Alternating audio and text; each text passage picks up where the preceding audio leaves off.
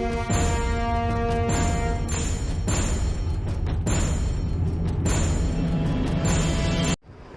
Morning my dear students. आज हम लोग कोऑर्डिनेट ज्योमेट्री में ऑब्जेक्टिव टाइप क्वेश्चंस को सॉल्व करना सीखेंगे। देखेंगे वैदिक मैथमेटिक्स के फॉर्मूले उसमें कितने कारगर होते हैं।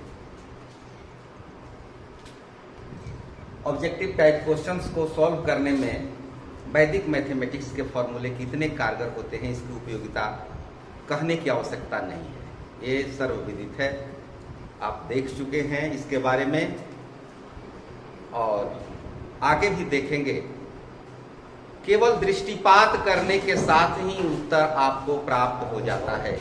आप देखेंगे कुछ प्रश्नों को। आइए देखते हैं, शुरुआत करते हैं। ये प्रश्न आपके समक्ष x के किस मान के लिए -3, 12, 7, 6 एवं x 9 संरेखण है। वैसे तो निकालने के लिए आप त्रिभुज का क्षेत्रफल निकालेंगे, उसको शून्य रखेंगे, तब कहीं जाकर के x का मान प्राप्त होगा। लेकिन और इस प्रश्न में कुछ विकल्प भी दिए गए हैं। हमने विकल्पों की चर्चा नहीं की है, केवल सीखने के उद्देश्य से कि आप सीधे समझ लें, सीख लें कि हमें क्या करना है। आपको कुछ नहीं करना है, आपको केवल देखना है, इस पर अपनी दृष्टि लगानी है और आंसर को खोज लेना है। परीक्षा के समय आपको ऐसा रफ भी नहीं करेंगे, केवल क्वेश्चन पेपर पर भी आप देख सकते हैं। लेकिन यहां समझने के लिए मैं लिख रहा हूं। एक पॉइंट हुआ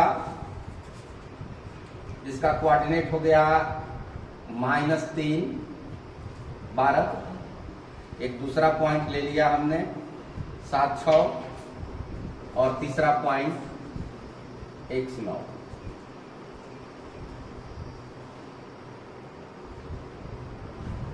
कोलिनियर टेस्ट में क्या करते हैं,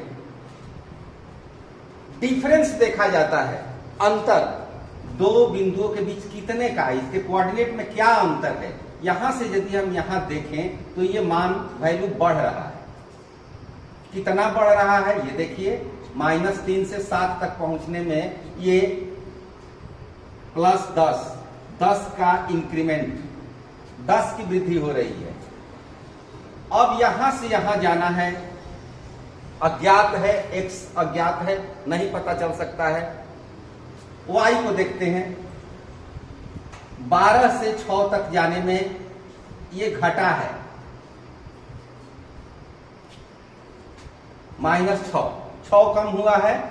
और यहां से यहां पर ये 9 तक 3 बढ़ा है। बस यहीं पर आपको समझना है। ये चिन्ह क्या है, माइनस है, और ये चिन्ह प्लस है। अर्थात एक बार घटा दूसरी बार बढ़ा, तो नीचे भी वही होगा। एक बार घटेगा तो एक बार बढ़ेगा, नीचे भी वही प्रोसेस होगा। ये कोई आवश्यक नहीं है कि x वाला इधर से बढ़ रहा है तो y वाला भी इधर से ही बढ़ेगा, वो इधर से भी बढ़ सकता है। अब देखिए ये -6 बढ़ा, -6 कम हुआ और +3 बढ़ा। अर्थात यहां पर रेशियो हमारा क्या मिला, -2 और 1 का ये रेशियो है, इसका ये डबल है। अब ये प्लस है तो निश्चित है कि ये माइनस होगा, क्योंकि यहां माइनस के बाद प्लस है, यहां पहले प्लस है तो ये माइनस ही होगा। और इसका रेशियो भी 2:1 होगा, तो इसका आधा यहां पर होना चाहिए। अर्थात ये 5 कम होगा तो 6 नहीं बल्कि 7 में 5 कम करेंगे तो x की वैल्यू आएगी 2। इसकी जांच करनी जरूरी है, क्या ये सही है कि नहीं। तो सूत्र पता है, x1 - x2 upon x2 - x3, y1 - y2, y2 - y3। और यहां पर हम रख करके जांच कर लें। x1 का मान -3, x2 का मान 7, फिर x2 का मान 7 और x3 का मान x, y1 12, -6 और 6 - 9, -10, 7 - x, 6/-3, ये कैंसिल हो गया। 2 हो गया। ये भी माइनस है, ये भी माइनस है, इन दोनों को हम गुणा कर देंगे, प्लस हो जाएगा। 2 से गुणा करेंगे इसमें, 7 दूना 14 माइनस 2x प्लस 10।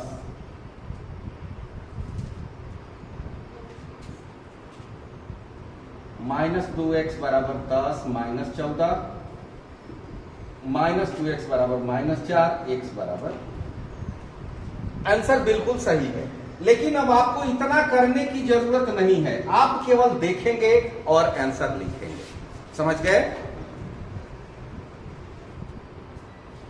ये दूसरा प्रश्न ठीक उसी तरह का है। यदि x2 -3 -4 7 -5 संरेखी हो, x2 एक पॉइंट हुआ, दूसरा पॉइंट हुआ -3 -4 और तीसरा पॉइंट हुआ 7 -5। ये संरेखी हैं, कॉलिनियर हैं। तो यहां पर अननोन x का मान ज्ञात करना है। देखिए यहां से देखें अब इसको, क्योंकि x यहां पर है, इधर से देखते हैं। क्योंकि x को ज्ञात करना है इसलिए y को पहले देखते हैं। यहां से ये बढ़ा है, 1 बढ़ा है, -5 से 1 बढ़ा है तो -4 हुआ है। और ये कितना बढ़ा है? तो ये 6 बढ़ा है। इंक्रीमेंट दोनों पॉजिटिव है, तो ऊपर वाला या तो दोनों पॉजिटिव होंगे, नहीं तो दोनों निगेटिव होंगे। अब देखना है कि यहां से ये बढ़ा है कि घटा है, अर्थात x वाला, ऊपर वाला नहीं, x वाला यहां से ये घटा है, कम हुआ है। कितना कम हुआ है? तो 7 और -3 का डिफरेंस 10 कम हुआ है। तो इसका मतलब हुआ कि अब इसका 6 गुना है तो इसका भी 6 गुना, अब 60 कम होगा यहां पर, तो -3 और -60 ये हो जाएगा -63, और ये -63 आपका सही आंसर है। आप जांच कर सकते हैं। इसी तरह का ये प्रश्न, यहां पर हमने प्रश्न नहीं लिखा है, केवल ABC लिख दिया है। यह कोऑर्डिनेट 2 3 5 के 6 7 अज्ञात राशि है यहां पर k y। यहां पर देखिए तो ये 3 बढ़ा है और उसके बाद ये 1 बढ़ा है, अर्थात 3 और 1 का रेशियो यहां पर। अब इसमें देखें तो यहां भी 3 और 1 का रेशियो होना चाहिए। देखिए 3 और 1 जोड़ करके 4 मिलेगा, जो कि सीधे यहां पहुंचा रहा है। 3 और 1 जोड़ेंगे तो 4 होगा, 3 में 4 जोड़ेंगे 7 पर पहुंच जाते हैं। तो यहां पर 3 जोड़ेंगे तो k का मान 6, राइट। एक इस तरह का भी प्रश्न पूछा जाता है जिसमें त्रिभुज दिया हुआ है, त्रिभुज के निर्देशांक दिए गए हैं और उसका सेंटराइड केंद्रक, उसका नियामक निकालना होता है। तो ये भी एक लाइन में आप बना सकते हैं, बहुत ही आसान प्रक्रिया है इसकी। ABC आप चाहे तो ट्रायंगल बना सकते हैं, अगर दिखाना है बनाना 2 नंबर का है तो बना करके दिखाना है, 1 नंबर का है तो कोई जरूरत नहीं है। 3 -5 -7 4 और 10 -2। सेंटर इसका होगा तो बीच में ही होगा, और सेंटर को G से रिप्रेजेंट करते हैं। तो इसका फॉर्मूला होता है Gx, इसका 2 कोऑर्डिनेट होगा। मान लीजिए कि x और y इसके 2 कोऑर्डिनेट हुए। Gx is equal to x1 plus x2 plus x3 divided by 3, यानी तीनों को जोड़ देना है। 3 प्लस -7 और ये 10, 3 -7 प्लस 10 डिवाइडेड बाई 3, 10 3 13, 13 में 7 का घटाओ 2, और GY भी इसी तरह से निकलेगा। y1 plus y2 plus y3 divided by 3, यहां भी इसको जोड़ेंगे, -5 प्लस 4 और -2 डिवाइडेड बाई 3, 5 और 2 7, -7 प्लस 4 -3/3 -1, इसलिए GXY इज इक्वल टू 2 - 1। इस काम को आप मन में भी कर सकते हैं चित्र देख करके, या यहां से भी इसको जोड़ेंगे 3 और ये -7 और 10, 10 3 13, 13 में 7 घटा 6, 6 को 3 से भाग दिया, 2 हो गया, और इसको जोड़ेंगे -2 और -5, -7 हुआ, 4 घटाया, -3, 3 से भाग दिया -1। तो इस तरह से भी आप काम कर सकते हैं, आसानी से केंद्र का निर्देशांक निकाल सकते हैं।